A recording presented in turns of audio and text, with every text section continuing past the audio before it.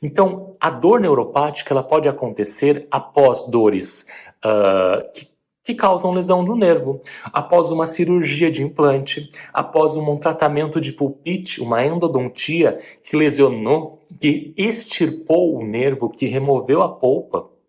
Essa dor pode vir a virar uma dor do tipo neuropática. Então a dor somática, ela pode transformar-se em uma dor neuropática.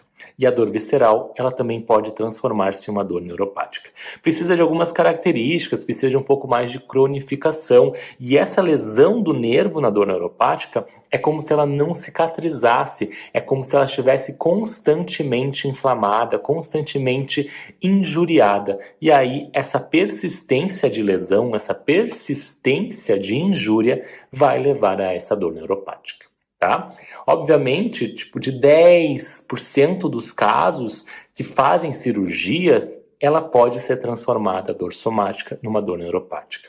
De 3 a 6, até às vezes 10% dos casos das dores após tratamento de canal, podem virar também uma dor neuropática.